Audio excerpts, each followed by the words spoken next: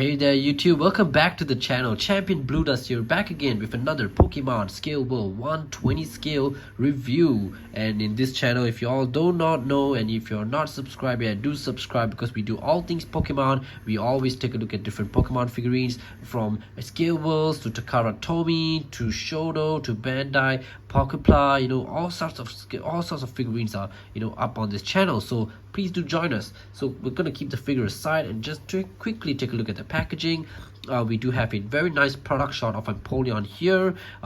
Just a very profile view and a front shot of Empoleon here. At the side, we don't have anything much except some product info. We do have a very cute little picture of how tiny Starly is. Like literally, can hold him in one. It's so small you can hold him in the finger. And Torterra is pretty large, but he's smaller than Venusaur, I believe. And then we also see that the bottom, there's nothing much here. The top is interesting because we do have a product shot of a very nice team of all the figures that come in one case. If you notice, this box itself is an individual box but actually comes in one whole case, and that case consists of the figurines you see over here, with box number 1 holding Turtwig, Piplup, Printblup. Box 2 has Chimchar, Monferno. Box 3 has Infernape. I have ordered him. He should be arriving soon and we can do a review of him soon. And box 5 and 6 we do have the Diamond and Pearl version of the trainers. Here they do show the full starter lineup here, but unfortunately you can only get Grotto together with the Staraptor and Barry. I'm just going to put a product shot here. And Torterra, you're gonna get it I think you only can get him alone. He doesn't come in any bundles or anything like that because of how big he is, understandably so. We're gonna put the box aside, bring in Empoleon here, and let's take a look at my boy Empoleon. Empoleon is one of my favorite water starters. I do have a deck, a TCG deck built around him, and he was my starter for my Platinum playthrough. Interestingly enough, my Diamond and Pearl playthrough was actually Turtwig because I do like both of them. Actually, generally I like all starters.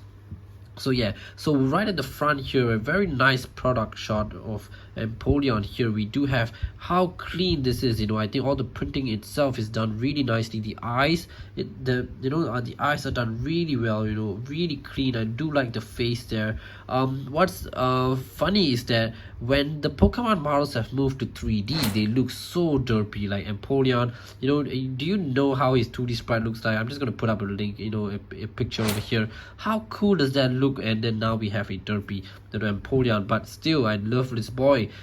Side, nothing much at the side, really clean job here. Unfortunately, I do have a scratch right over here and then about here on my fin. That's unfortunate. Thankfully it's not too noticeable because of how dark this is, in a very dark navy, almost black kind of color.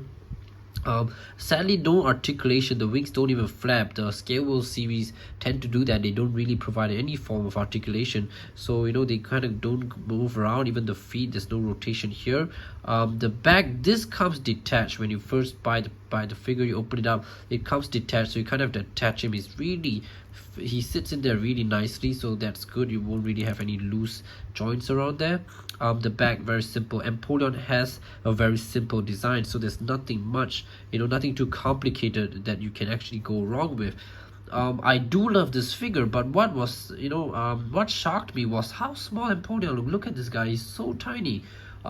If I just bring a Takara Tomy Tapig, Tapig is quite large compared to Empoleon. Of course, this isn't a Scale World Tapig. It's not 120 scale, but still, wow. Let's bring in our actual Scale World figures. We're going to bring in Blastoise and we're going to be bringing in Inteleon. So these are actual Scale World figures. So if you can see how Empoleon is compared to them, he is significantly shorter.